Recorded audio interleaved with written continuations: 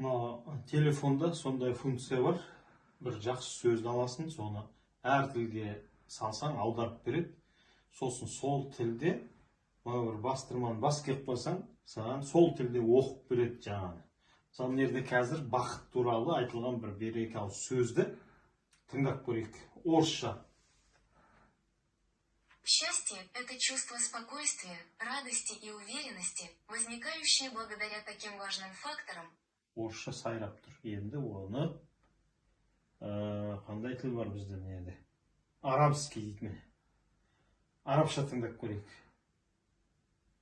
Бас келіп қаласың. السعادة هي شعور بالهدوء والفرح والثقة التي تنشأ بسبب عوامل مهمة مثل صحة جسمك. Көрдіңдер ме, бізде қандай мүмкіндік бар? Алихан Бөкейханов атамыз 18 тілді білген дейді.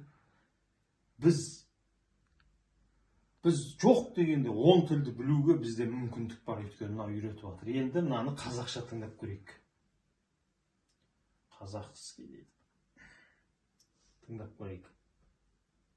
В данный момент этот язык не поддерживается дейді. Мәссаған. Біз қазақшаны айтқысы келмей тұр, айтпай тұр. Не поддерживается дейді.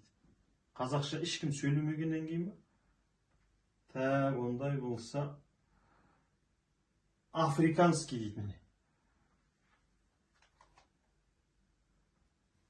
Geluk is een gevoel van kalmte, vreugde en zelfvertrouwen wat ontstaan als gevolg van Afrikaша сайрап тұр. factoren soos die gezondheid.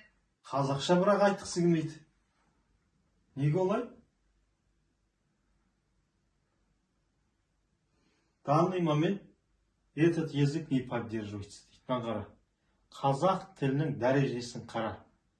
Ең болмаса Африка тілінде де сондай дәрежеде боламадық. Қазақ тілінің жаңағы біз өзіміз қадірін білмегеннен кейін бізге ешкім жаңағы қазақшаны бізге не поддерживается дейді. Қолданбайды ешкім, пайдаланбайды. Міне дәлел.